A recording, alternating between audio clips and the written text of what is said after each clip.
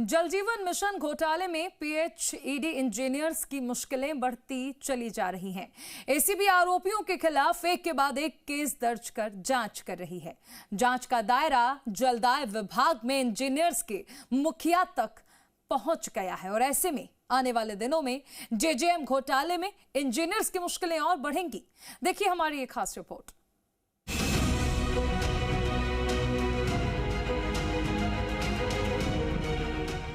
जल जीवन मिशन घोटाला जलदाय विभाग के लिए जी का जंजाल बन गया है। जांच एजेंसियां नए केसेस में मुकदमा दर्ज कर जांच शुरू कर रही हैं। जांच का दायरा पीएचईडी में इंजीनियर्स के मुखिया तक पहुंच गया है। जेजेएम घोटाले में 4 केस में चीफ इंजीनियर दिनेश गोयल बुरी तरह से फंस गए हैं। फर्जी प्रमाण पत्र, झूठा शपथ पत्र, मनी लॉन्ड्रिंग, टेंडर नियमों की शर्त बदलने जैसे प्रकरणों में एसीबी की जांच चल रही है। केंद्र की हर घर नल योजना के जरिए इंजीनियर्स को गांव ढाणियों तक पानी पहुंचाना था, लेकिन उन्होंने मिलीभगत कर जनता का पैसा लूटा। काम क्वालिटी से होना चाहिए, पानी हर उपभोक्ता के पास जानी चाहिए और जो दोषी है, जो पिछले सरकार के अंदर जिन्होंने गलतियाँ की, उनको सजा मिलनी चाहिए। लगभग हमने 380 से ज़्यादा लोगों के खिलाफ हमने कार्रवाई की है। 55 से ज़्यादा कॉन्ट्रैक्टर के खिलाफ हमने उसको 23 की है, रिसेंट किया है, पेनल्टी लगाई है। और हम चाह रहे हैं कि बचे हुए जो कोई दोषी है उसकी जांचें भी चल रही है। जांच के साथ साथ हमारा मकसद ये भी है कि हम किस तरह से समय पे इस काम को पूरा करें, क्योंकि जल जीवन मिशन मार्च 2024 के बाद में बंद हो गया था। हमारा मकसद है कि हम राज्य सरकार के स्तर पे और अच्छा काम करके दिखाए तो केंद्र को राजी करते हैं, उनसे भी पैसे लेते हुए समय पे पूरा करें। केस नंबर 1, झूठा शपथ पत्र, एसीबी में मुकदमा दर्ज। जल जीवन मिशन योजना में 187 करोड़ 33 लाख रुपए के घोटाले में पीएचईडी के 3 अफसरों पर एसीबी ने एफआईआर दर्ज की है। आरोप है कि फेक डॉक्यूमेंट से हैदराबाद की कंपनी भूरथनोम कंस्ट्रक्शन प्राइवेट लिमिटेड को करोड़ों रुपए के टेंडर बांटे गए। वहीं कंपनी को बचाने के लिए झूठे शपथ पत्र पेश कर अनुचित लाभ पहुंचाया। इन सभी टेंडर की कुल लागत करीब 1493 करोड़ रुपए बताई गई है। इस केस में तत्कालीन special project chief engineer Dinesh Goyal, तत्कालीन अधीक्षण अभियंता परियोजना अजमेर महेंद्र प्रकाश सोनी और अधिशासी अभियंता परियोजना खंड मंडल सिद्धार्थ टांग के खिलाफ एफआईआर दर्ज की गई है।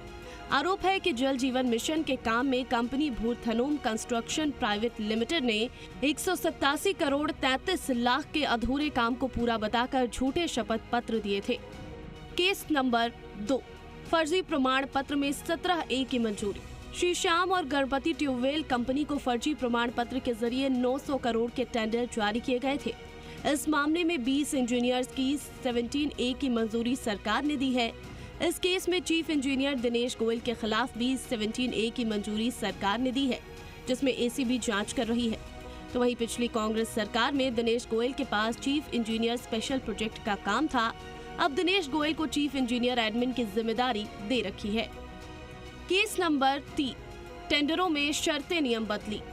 पिछली सरकार में 20,000 करोड़ के जेजेएम टेंडरों में शर्तें नियम बदली गई। इस केस की जोधपुर एसीबी जांच कर रही है।